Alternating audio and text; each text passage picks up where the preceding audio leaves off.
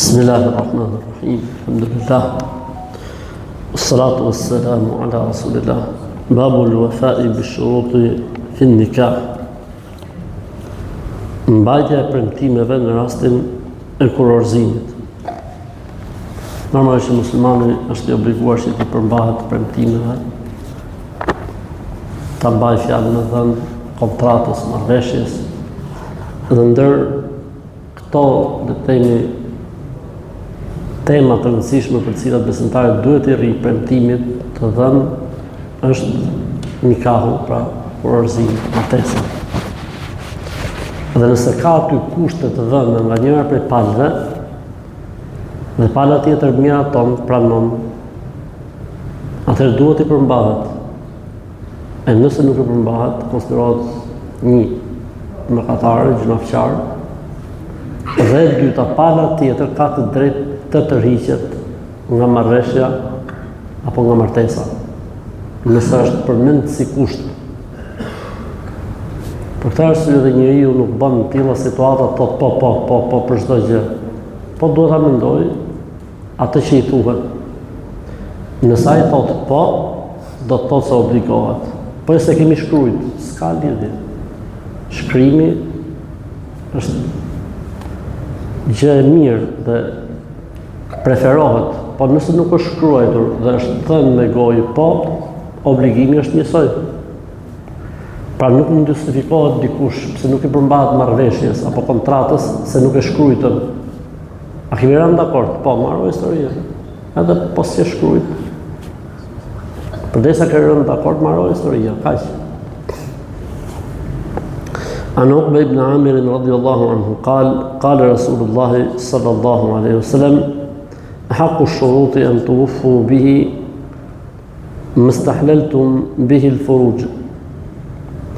Uqba ibn Amir radiallahu anhu tregon, i dërguari Allahut sallallahu alaihi wasallam tha, kushtet më të rëndësishme për të cilat ose të cilave duhet i përmbaheni janë kushtet e dhëna me rastin e martesës.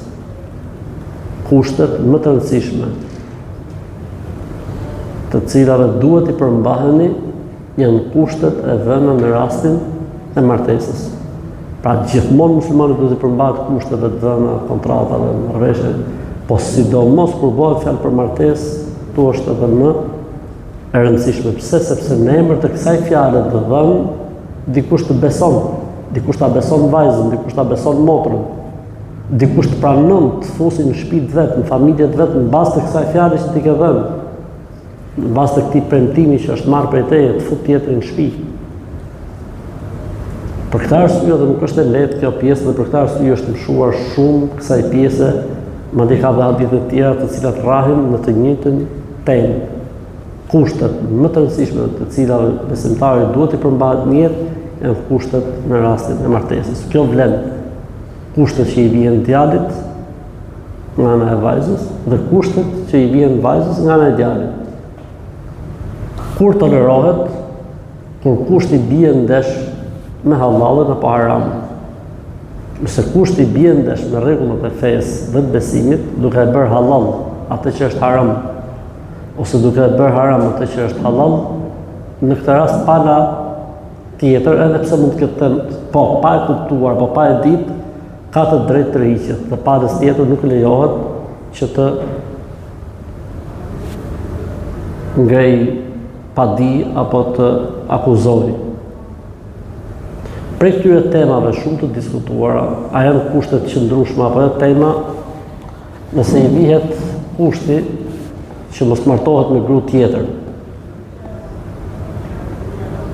Këtu është një debat mes shkollave të fikut, dy mendime. Ka mendimin më i saktë është që nëse e pranon si kusht, duhet i përmbahet.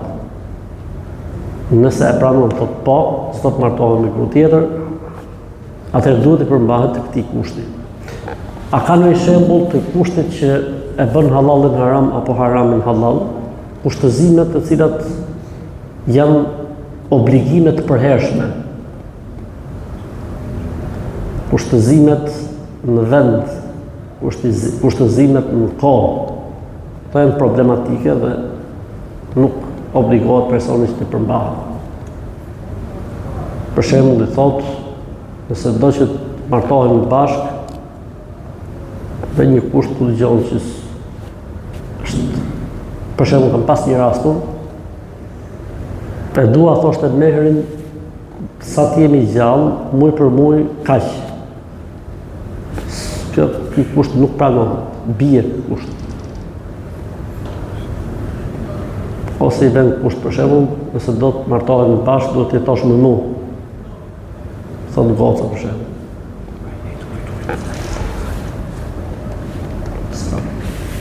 E tjerë. Pra, normalisht që çdo kusht, pra kushti duhet shifet.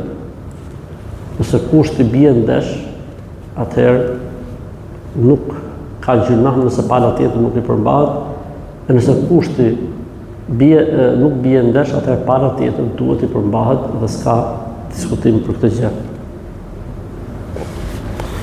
Assalamu alaikum wa rahmatullahi wa barakatuh.